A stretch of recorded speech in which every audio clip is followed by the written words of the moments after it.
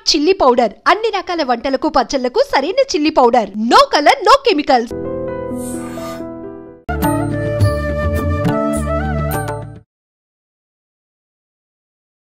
నమస్కారం, welcome to iDream. ధర్మ మార్గం విత్ విజిత కార్యక్రమానికి స్వాగతం. ప్రస్తుతం మనతో పాటు ఉన్నారు ప్రముఖ ఆధ్యాత్మికవేత్త మారెళ్ల రవిశాస్త్రి గారు. ఇప్పుడు వారితో మాట్లాడి మరిన్ని విషయాలు తెలుసుకుందాం. నమస్తే అండి. నమస్తే. ఆహారానికి అంటే మనం నిత్యం తీసుకునే ఆహారానికి ఆధ్యాత్మికతకి సంబంధం ఉందా? ఉంటే ఆ సంబంధం ఏంటో వివరంగా తెలియజేయండి. ఓం శ్రీ గురుభ్యో నమః. ఆహారం అనేది ఆధ్యాత్మికతలో ముఖ్య పాత్ర పోషిస్తూ ఉంటుంది. ఎందుకంటే మనం ఎటువంటి ఆహారం తీసుకుంటామో వాటిని బట్టి మన ఆలోచనలు ఉంటూ ఉంటాయి. మన యద్ధన్నం తద్మనః అంటారు. మన తిన్న ఆహారాన్ని బట్టే మనసు ఉంటుంది. మీరు ఎటువంటి ఆహారం తీసుకుంటే అటువంటి మనసు కలిగి ఉంటారు. అలాగే ఆహారం చేసే వాళ్ళ మీద కూడా ఆధారపడి ఉంటుంది. అంటే వండుతున్న వాళ్ళు అంటే ఆహారం వండేవాళ్ళు ఇవన్నీ ప్రామాణికాలు అనమాట. దాన్ని బట్టే మనసు ఉంటుంది అనమాట. అయితే మనకి ఆహారం ఏం తింటున్నాం, మనకి మసాలా లాంటివి తింటున్నాం అనుకోండి, వాటికి దానికి సంబంధించినటువంటి బుద్ధి వస్తుంది. ఓకే.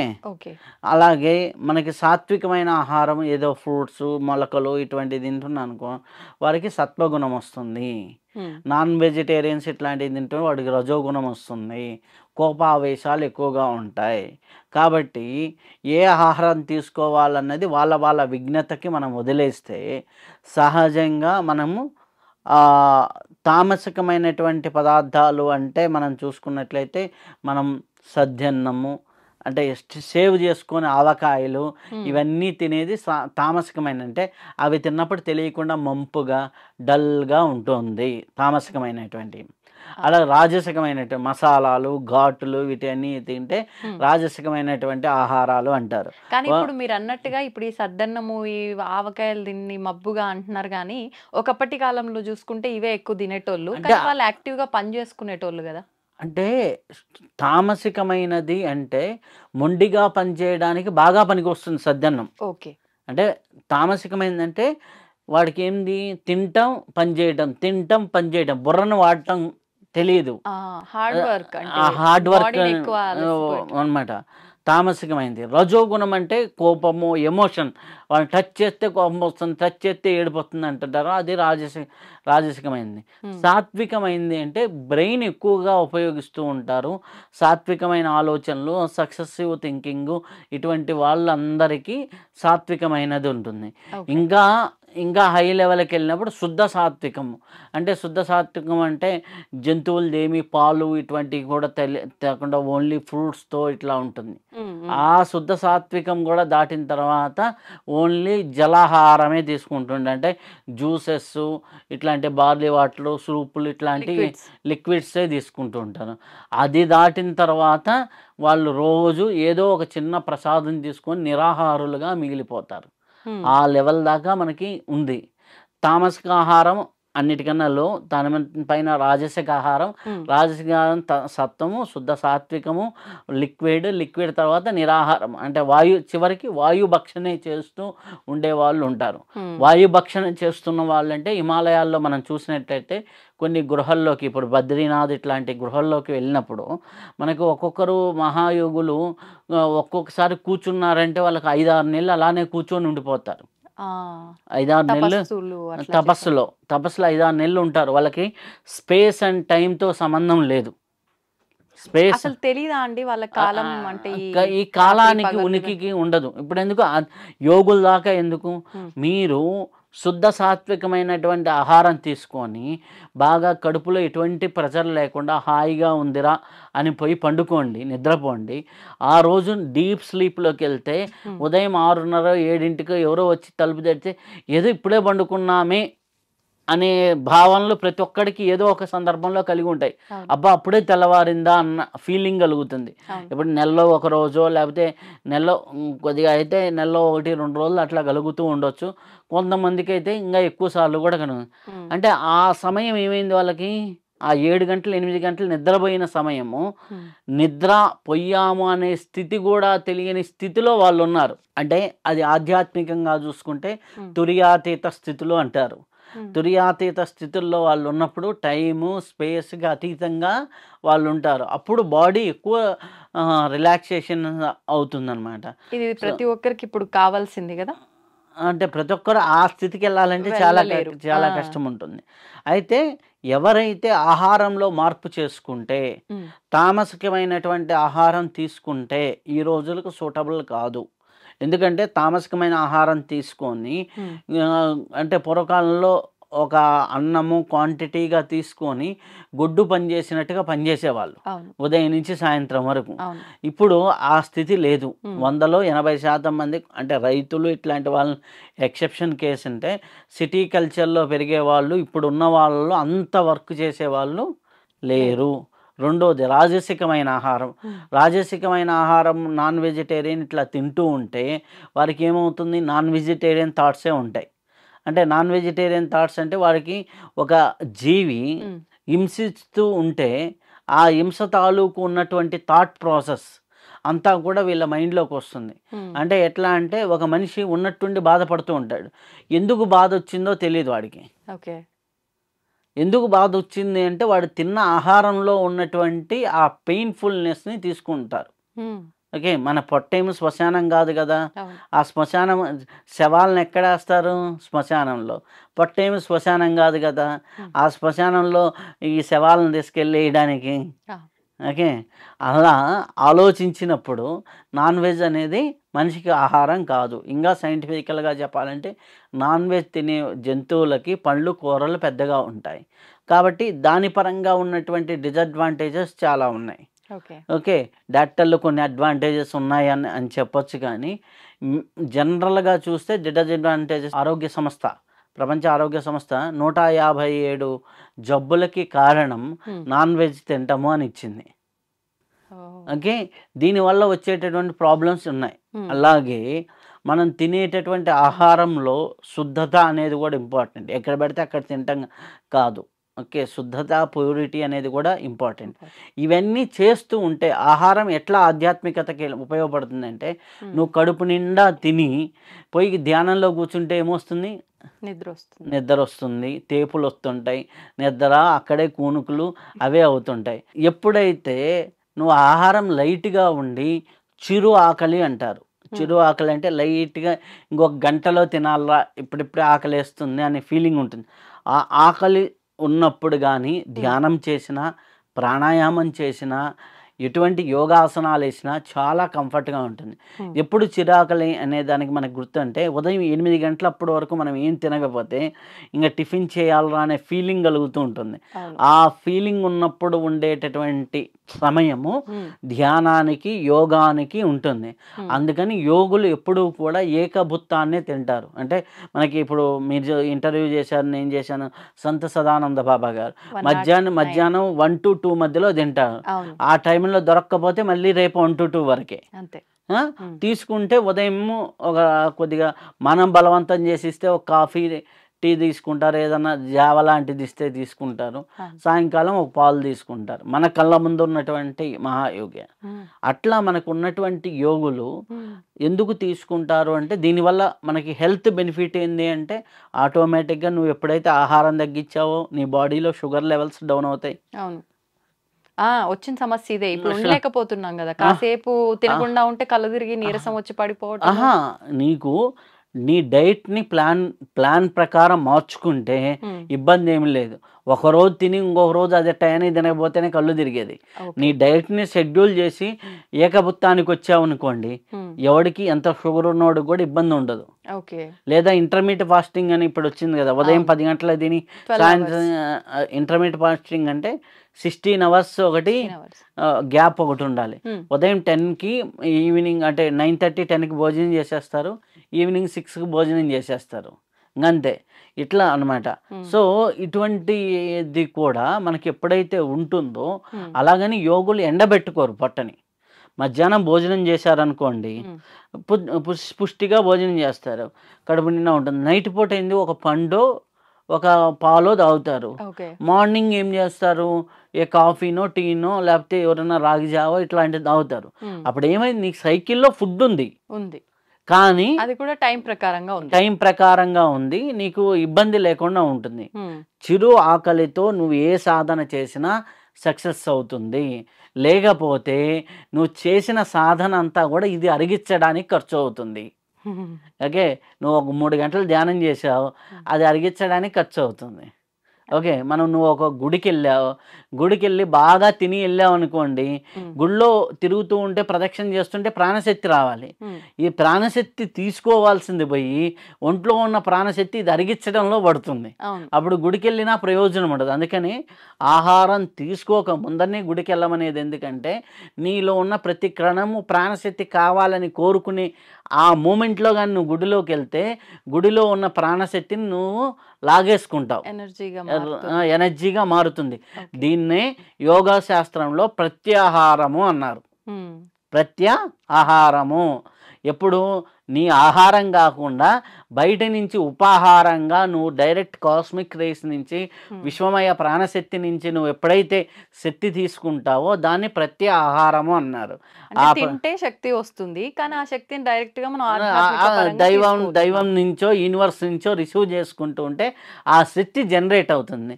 ఆ శక్తి ఎప్పుడైతే జనరేట్ అవుతుందంటే మనకు శక్తి వచ్చేది ఆహారం ద్వారా వస్తుంది, వాటర్ ద్వారా వస్తుంది, అలాగే నీకు శ్వాస ద్వారా వస్తుంది, నిద్ర ద్వారా వస్తుంది, సాధన ద్వారా వస్తుంది. ఒక చిన్న డౌట్, అంటే ఇప్పుడు ఇట్లా అనేవాళ్ళు కూడా ఉంటారు కదా, మరి శక్తితో కడుపు నింపుకునేటట్టయితే ఇన్ని రకాల ఇవన్నీ ఫుడ్ ఐటమ్స్ అన్ని ఎందుకండి అనేవాళ్ళు కూడా ఉంటారు కదా. అవును, నేను అనేది అదే, ఆహారం ద్వారా వస్తుంది అంటున్నాను కదా. ఆహారం లేకుండా వద్దు అని కాదు కదా మనం చెప్తుంది.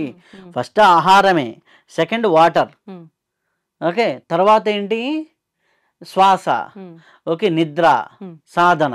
వీటిలో హైయెస్ట్గా వచ్చే సాధన నిద్ర. ప్రాపర్ నువ్వు ఎంతైనా ఆహారం తీసుకో, ఒక 10 రోజులు నిద్ర లేకుండా ఉండు, టప్పని కింద పడతావు.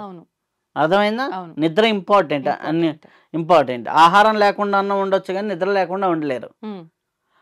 ఆహారం లేకుండా ఉన్నా కానీ వాటర్ తీసుకోకుండా అసలు ఉండలేరు. శ్వాస తీసుకోకుండా అయితే ఒక 10 నిమిషాల కంటే 10 నిమిషాలు 10 సెకండ్లు చాలు, 3-4 నిమిషాలు సాధన చేసిన వాళ్ళైతే 3-4 మ్యాక్సిమం 2-3 నిమిషాలు శ్వాస అందకపోతే. సో ఈ పరిస్థితి ఉంటుంది. సో ఆహారం అనేది మనకి ఈటెల్లో లీస్ట్ ప్రయారిటీ. కానీ శరీరంలో మాంసకృతులు ఉండాలన్నా, శరీరంలో పుష్టికరంగా ఉండాలంటే కార్బోహైడ్రేట్లు అవసరం. సో అది ఎంత మోతాదులో అవసరము, నువ్వు ఎంత పని చేస్తున్నావో అంతే తిను. నీవు ఎంత పని చేస్తున్నావు, రోజుకి నీ బాడీ మెటబాలిక్ సిస్టమ్ ఒక 2000 క్యాలరీలు అరిగించుకుంటే నువ్వు ఒక టిఫిన్లోనే 1500 క్యాలరీలు తిని, మధ్యాహ్నం భోజనంలో ఒక 3000 క్యాలరీలు తిని, రాత్రి మళ్ళీ డిన్నర్ అనే పేరుతో ఒక 2000 క్యాలరీలు తిని, మధ్యలో కాఫీ టీలు వేస్తే మొత్తం 5000 క్యాలరీలు వేస్తున్నావు. 3000 క్యాలరీలు ఏమవుతుంది, ఫ్యాట్ రూపంలో మారుతుంది. అది ఈ మధ్య నాకు కూడా అర్థమయ్యి నేను కూడా మార్చుకున్నా అన్నమాట, సిస్టమ్ మార్చుకున్నా. అంటే సాధన అనేది ఎక్కడో అంటే మనం తినే ఆహారం మార్చుకోకపోతే, నువ్వు వెజిటేరియన్ కావచ్చు, నీ ఫుడ్ డైట్ అనేది బ్యాలెన్స్ కాకపోతే నీకు చాలా ఇబ్బందులు అనేది కలుగుతున్నాయి. ఎప్పుడైతే నీ ఫుడ్ బ్యాలెన్స్ అయిందో నీ మైండ్ బ్యాలెన్స్ అవుతుంది. ఎందుకంటే యద్దన్నం తద్మనః. నువ్వు ఏదైతే అన్నం తింటావో, అంటే నువ్వు ఏదైతే తింటావో అదే నీ మనస్సు. నీ మనస్సు ఎంత ఉల్లాసంగా ఉంటుందో నీ ప్రాణశక్తి రిసీవింగ్ అంత పెరుగుతుంది.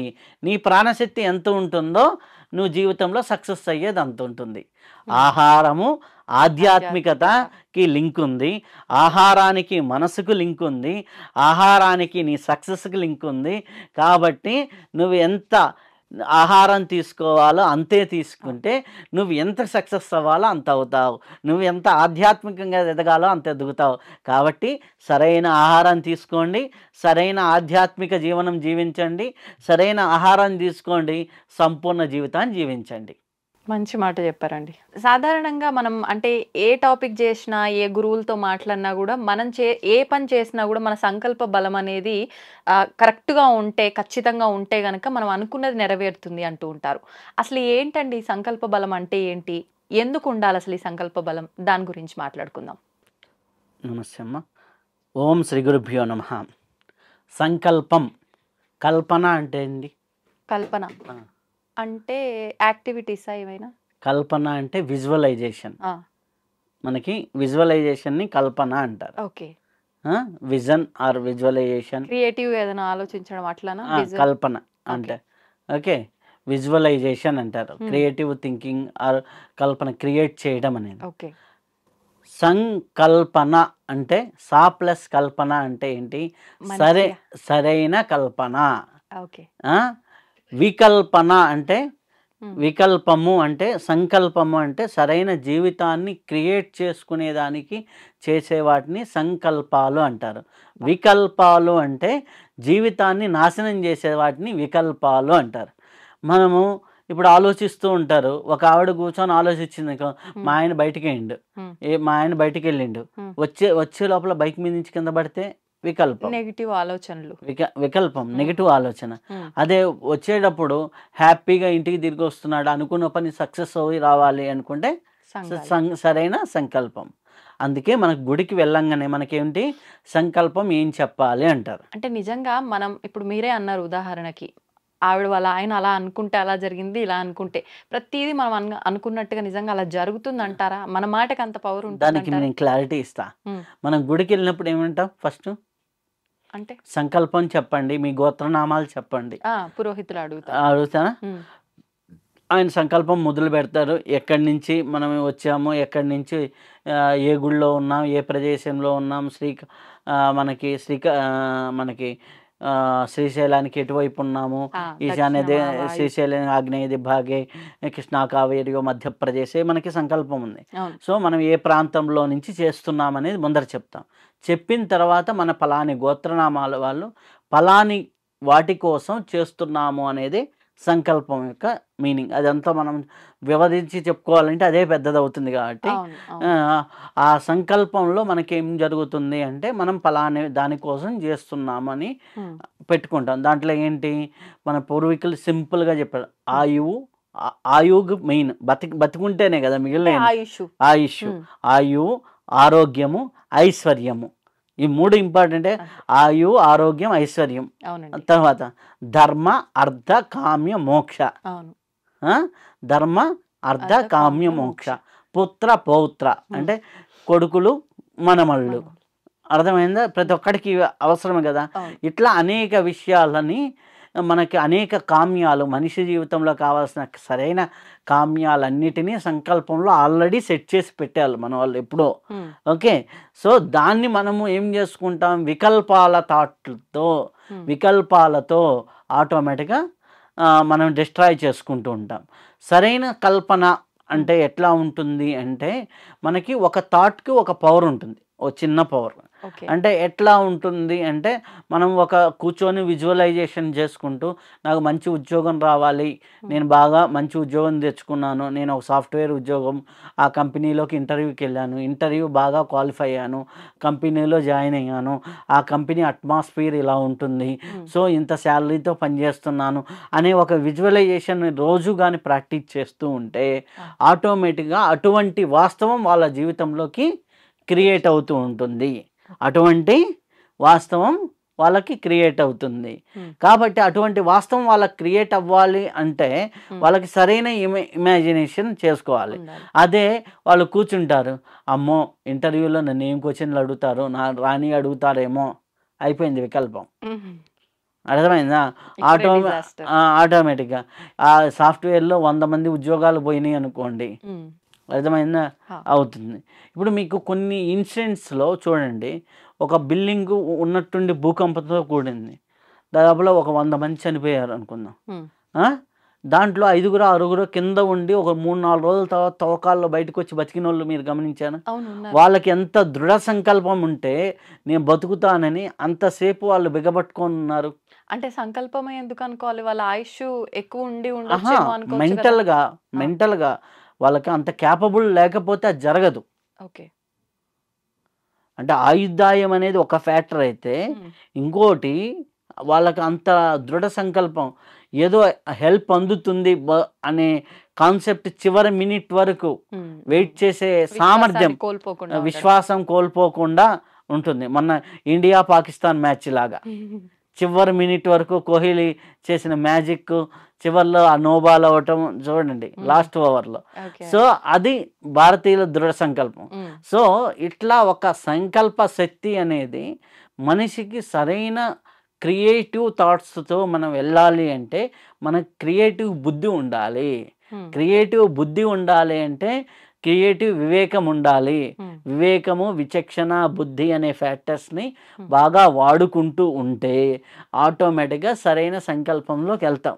మీరు చెప్పింది వాస్తవం అండి. కాకపోతే పెద్దవాళ్ళే ఒక మాట కూడా చెప్తూ ఉంటారు. అంటే నేను కూడా ఈ మాట చాలాసార్లు విన్నా. ఎప్పుడైనా మనం కీడెంచి మేలెంచితే మనకు అది ఏం జరిగినా కూడా అంత ఎక్కువగా మనం ఎఫెక్ట్ అవ్వము. అంటే ముందుగానే ఇలా జరుగుతుందేమో అనుకుంటే అది పాజిటివ్గా జరిగిందంటే ఎక్కువ హ్యాపీనెస్. ముందే మనం అది బాగా జరుగుతుంది అనుకుని అసలు అది డిజాస్టర్ అయింది, అసలు ఏమి అంటే ఇబ్బందికర పరిస్థితులు క్రియేట్ అయినాయి అంటే ఎక్కువగా బాధపడాల్సి వస్తుంది. కాబట్టి ఇలా ఆలోచించి అలా ఆలోచించు అని కూడా ఒక సామెత చెప్పున్నారు కదా, మరి దాన్ని ఎలా తీసుకోవచ్చు అంటారు? దాన్ని ఇక్కడ అప్లికేషన్ కంటే దానికి వివరణ నేను చెప్తాను. ఎలా అంటే మీరు ఇప్పుడు ఒక విషయం ఉంది, ఒకటి ఉంది, ఇది ప్రాక్టికల్గా గ్రౌండ్ రియాలిటీలో చూద్దాం. అంటే ఇప్పుడు మనకి ఎవడన్నా ఒక వ్యక్తి పోయి ఎక్కడన్నా ఇల్లు కొన్నాడు. ఇల్లు కొంటే ఒకవేళ రేట్లు తగ్గితే ఎంత తగ్గొచ్చు అనే క్యాలిక్యులేషన్. మహా అయితే ఒక 5 లక్షలు, ఓకే, ఒక 5 లక్షలు తగ్గొచ్చు. పెరిగితే ఎంత పెరగవచ్చు? ఒక 20 లక్షలు పెరగవచ్చు. ఓకే, 20లో 5, 10 పెరగవచ్చు. లేదు వరస్ట్ కేసు అయినా ఒక 5-6 లక్షల కంటే తగ్గదు. ఓకే, ఇప్పుడు హైదరాబాద్ సెంటర్లో ఎక్కడ ఇల్లు కొన్నా హైడ్రా పరిధిలో లేకుండా ఉంటే అది మటుకు హ్యాపీగా రేటు వాల్యూ పెరుగుతుంది. నువ్వు అదే ఇది ఏదో కీడించి మేలంచినట్టుగా నువ్వు ఓవర్ ఎక్స్పెక్టేషన్తో పోయి ఇది ఏదో గవర్నమెంట్ ల్యాండ్ అక్కడ బిల్డింగ్ కట్టారు తక్కువ కాస్ట్కి వస్తుంది, ఇది ఎక్కువ మిగులుతుందని ఓవర్ ఎక్స్పెక్టేషన్తో పోయి కొన్నావు అనుకోండి, అది ప్రాక్టికల్ ఓరియంటెడ్ రిజల్ట్స్ లేకుండా ఊహాగానాలతో చేసే పనుల్ని ఎప్పుడైనా దెబ్బలే. సంకల్పం ఎక్కడ అప్లై అవుతుందంటే నువ్వు చేసే పనికి నీకు సరైన విజువలైజేషన్, సరైన ఇది కాని ఉంటే, సంకల్పం కాని ఉంటే ఒక 10 to 20% ఎక్స్ట్రా రిజల్ట్స్ వస్తాయి. ఓకే, 10% to 20% ఎక్స్ట్రా రిజల్ట్స్ వస్తాయి. ఇప్పుడు ఎందుకు మనం కొద్దిగా ఒక పని మీద అటెన్షన్ పెట్టామనుకోండి, దృష్టి పెట్టామనుకోండి, మీరు ఆ దృష్టి పెట్టినప్పుడు అది ఎప్పుడైనా బెటర్మెంట్గానే అవుతుంది. ఇప్పుడు ఇంట్లో వంటలు చేసేవాళ్ళు మామూలుగా కంగారుగా టపటపట చేసి ఏదో కూర అయిపోతుంది. దృష్టి పెట్టి చేసిన రోజు కొద్దిగా టేస్ట్ ఎక్కువగా అవుతుంది. ఆ టేస్ట్ పెరిగింది చూసారా, అదే ఇంటర్వ్యూలోకి వచ్చేసరికి ఆ దృష్టి ఉంటే, ఆ విజువల్ అంటే ఇట్లా చెయ్యాలి అనే ఒక దృష్టి ఉంటే ఆటోమేటిక్గా ఆ పెర్ఫార్మెన్స్లో కొద్దిగా బెటర్మెంట్ వస్తుంది. అసలుకి నేను బీటెక్ చదివో లేకపోతే ఇంకోటి చదవకుండానో నేను సంకల్పం పెట్టుకుంటే అవుతుందా అంటే అవ్వదు.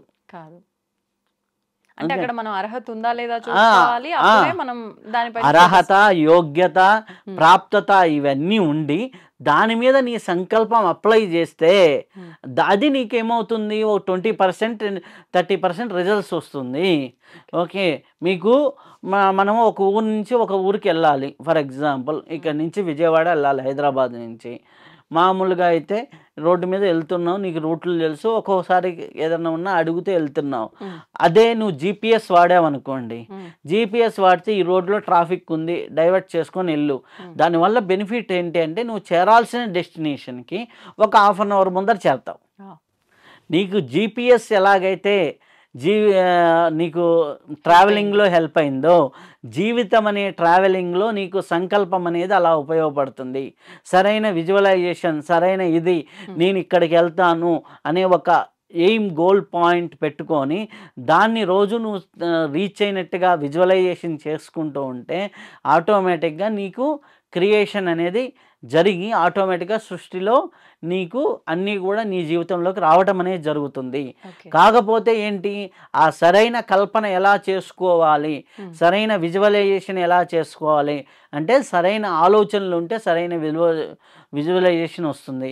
సరైన ఆలోచనలు ఎలా పెంపొందించుకోవాలి, నువ్వు ఏదో ఒక సాధనా మార్గం, ధ్యానం చేస్తావా, మంత్రం చేస్తావా, కొద్దిగా స్పిరిచువల్గా ఉంటూ కొద్దిగా సాత్వికంగా ఉంటూ ఉంటే ఆటోమేటిక్గా మీకు అన్నీ కూడా అంటే పాజిటివ్ దృక్పథంతో ముందుకెళ్తూ ఉంటారు, పాజిటివ్ దృక్పథంతో సక్సెస్ అవుతూ ఉంటారు. కాబట్టి సక్సెస్కి సరైన కల్పన అవసరం. సక్సెస్కి సంకల్పాలు ఎంతో అవసరం.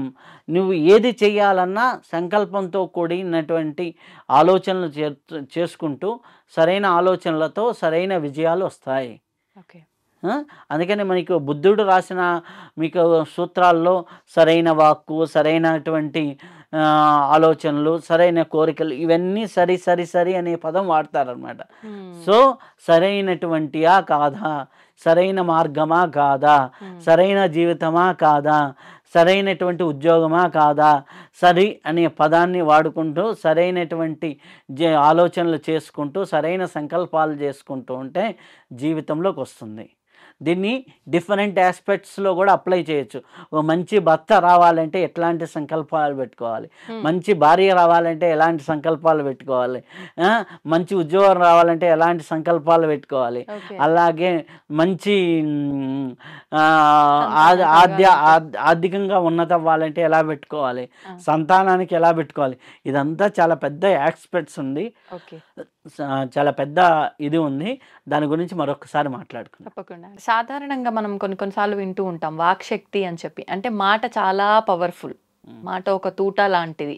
అంటే మనం ఏదనుకుంటే అది జరిగిపోతుంది. అందరూ అని కాదు, కొంతమంది ఏదైనా మాట్లాడితే జరిగిపోతుందని. ఉదాహరణకి మనం కొంతమంది యోగుల దగ్గర నుంచి ఇలాంటి ఏమైనా చరిత్రలు మనం ఆధ్యాత్మికంగా మాట్లాడుకునే విషయాల్లో మాట్లాడుకున్నప్పుడు వాళ్ళు ఒక మాట ద్వారానే ఏదైనా శపిస్తే వాళ్ళు అలా రాయిగా మారిపోవటం కానివ్వండి, అలా చలనం లేని వస్తువుగా ఉన్న వాళ్ళని మళ్ళీ వాళ్ళ ఒక మాటతో వాళ్ళు నార్మల్ స్థితికి రావటం కానివ్వండి, ఇలాంటివన్నీ కూడా మనం ఉదాహరణగా తీసుకొని మాట్లాడుకున్న సందర్భాలు ఉన్నాయి. అంటే నిజంగా ఇది మనకు ఒక ఉదాహరణగా చెప్పి మనను ముందుకు తీసుకెళ్లడానికేనా, నిజంగా వాక్శక్తి అనేది ఉంటుందా? ఓం శ్రీ గురుభ్యో నమః. మన వాక్కుకి చాలా పవర్ఫుల్ అయినటువంటి శక్తులు ఉన్నాయి. ఎలా అంటే మనం చూసినట్లయితే నీ నోటి మాటలే నీ నుదిటి రాతలు, నీ నోటి మాటలే నీ నుదిటి రాతలు. కొంతమంది నుంచి రే సంధ్యావేళ సమయంలో అనకరా తదాస్తు దేవతలు ఉంటారు అనేసి అంటుంటారు. చిన్నపిల్లలు ఏదన్నా అంటే కల్లా కపటం లేని వాళ్ళు అన్నారు, అట్లానే జరుగుతుంది. ఎందుకంటే వాళ్ళలో ఆ ప్యూరిటీ ఉంటుంది. ఎవరైతే ప్యూరిటీతో ఎక్కువ ప్రాణశక్తితో కలిగి ఉంటారో వారు అంటే ఆటోమేటిక్గా అది వాస్తవం అవుతుంది. ఓకే. సో దాంట్లో తపస్సు చేసినటువంటి మునులు ఋషులు వస్తారు. మనకి రామాయణంలో చూసుకుంటే అహల్య వృత్తాంతం రాయిగా ఇవ్వమని చెప్తుంది. వారు శపించగానే మళ్ళీ రాముడు వచ్చి కాలు తగలంగానే అది అందరికీ తెలిసిన విషయమే.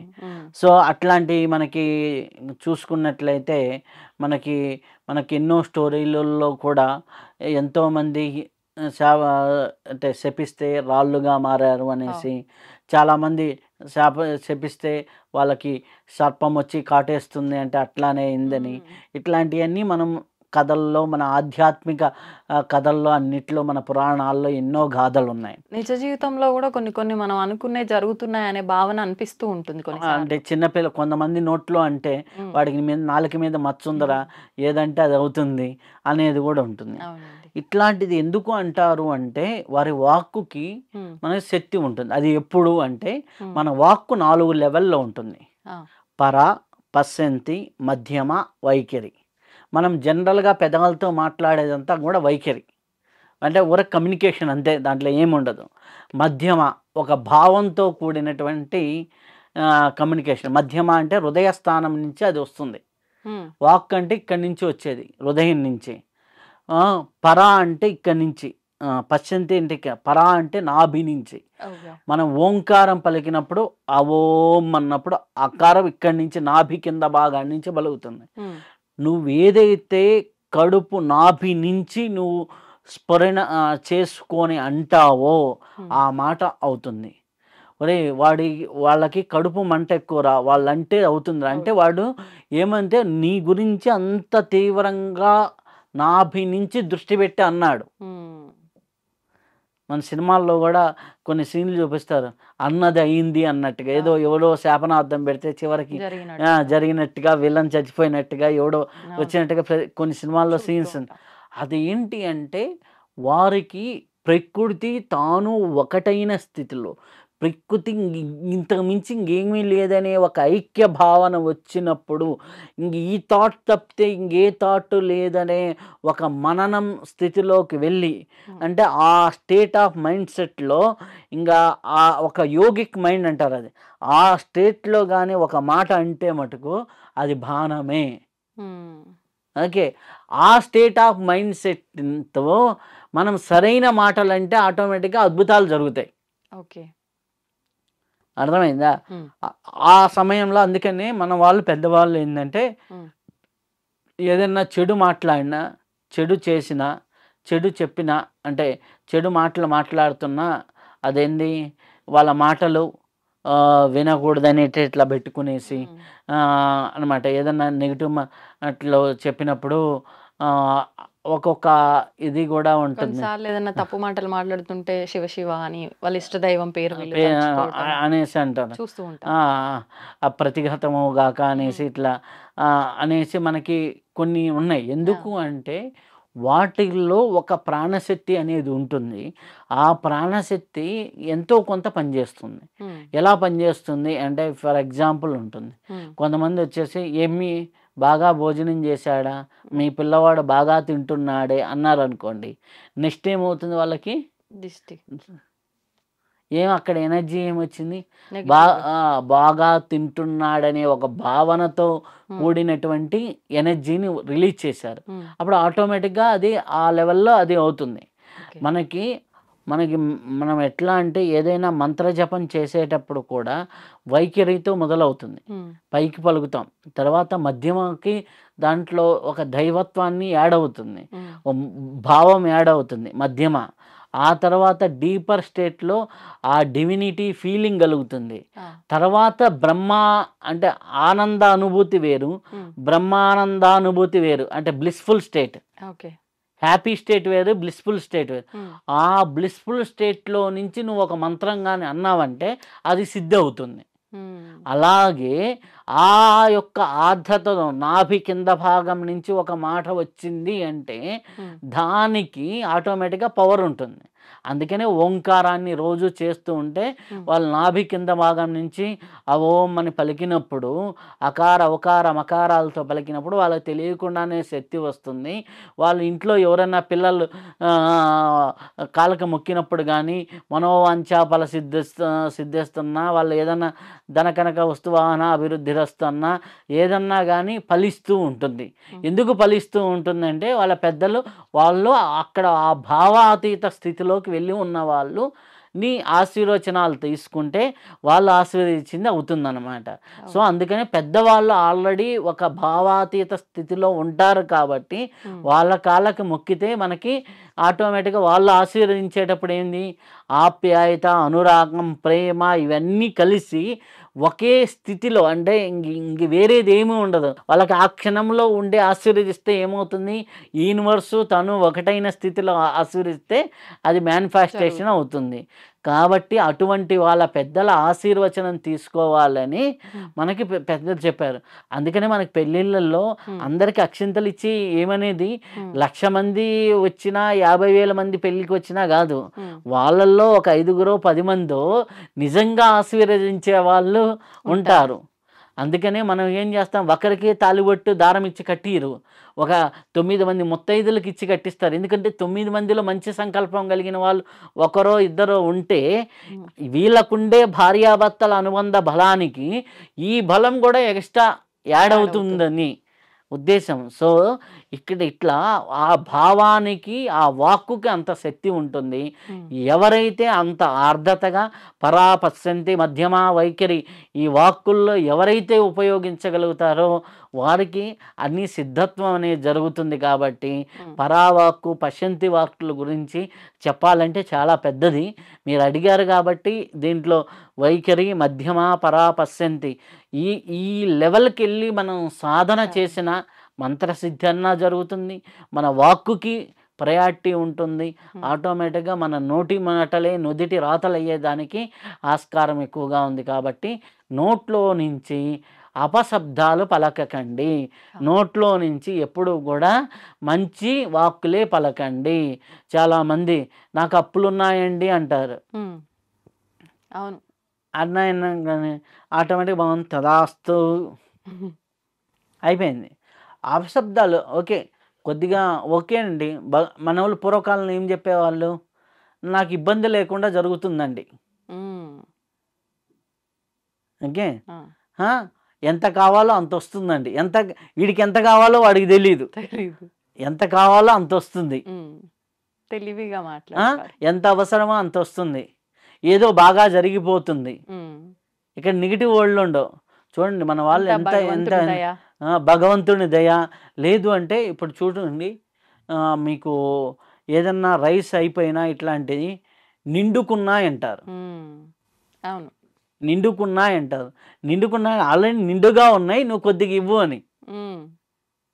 ఓకే, అర్థమైందా? పెరుగు తోడుకివ్వు అంటే ఆల్రెడీ పెరుగు ఉంది, కొద్దిగా తోడుకివ్వు. అవును, అర్థమైందా? మన దాంట్లోనే ఎంతో ఉంది. పూర్వీకులు ఎంతో తెలివైన వాళ్ళు, ఎంతో స్టడీ చేసి ఉన్నటువంటి మహాత్ములు, దాన్ని వాడుకోవటం మనకు చేత కావటం అంతే. సో దీంట్లో ఏముంది అంటే మధ్యలో 1-2 జనరేషన్స్ శాస్త్రం మీద అంత గ్రిప్ లేకపోవటం వల్ల, మూర్ఖత్వం అనేది ఎంటర్ అవ్వటం వల్ల వచ్చిన తెప్పలు. కాబట్టి ఎవరైతే వాక్కుని సరిగ్గా వాడుకుంటారో వాళ్ళు తలరాతని మార్చుకోగలరు. తలరాతను మార్చుకోవాలంటే వాక్కుని చక్కగా వాడుకోండి. ఏదైనా సరైన వాక్కుని వాడండి.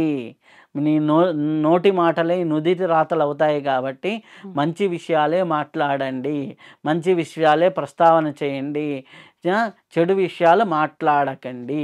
ఇది చేస్తే మీ జీవితంలో జాతకాలు ఎలా ఉన్నా, దోషాలు ఎలా ఉన్నా కొన్ని తొలగిపోయి జీవితంలో ముందుకెళ్తూ ఉంటారు. ధన్యవాదాలండి. ధన్యవాదాలు. And for more videos, please subscribe to iDream. Please subscribe to iDream. Please subscribe iDream. And please subscribe to iDream. For more videos, subscribe to iDream. please like, share and subscribe to the channel. Congratulations, iDream. Subscribe to iDream. Subscribe to iDream. So subscribe to iDream Media. iDream ki iDream team andarki huge congratulations. Please subscribe iDream Media. Please subscribe to iDream. Subscribe iDream. Please subscribe to iDream. iDream అంటే నా కళల channel subscribe చేసుకున్న నోరు తిరుగుతలేదు, మీరైతే గంట గుర్తు కొట్టండి. For more such videos, please subscribe to iDream. Subscribe to iDream. Please subscribe to iDream. Please subscribe iDream Media. Please do subscribe to iDream. Please subscribe to iDream Media. For best entertainment and information, please subscribe iDream. And don't forget to subscribe to iDream.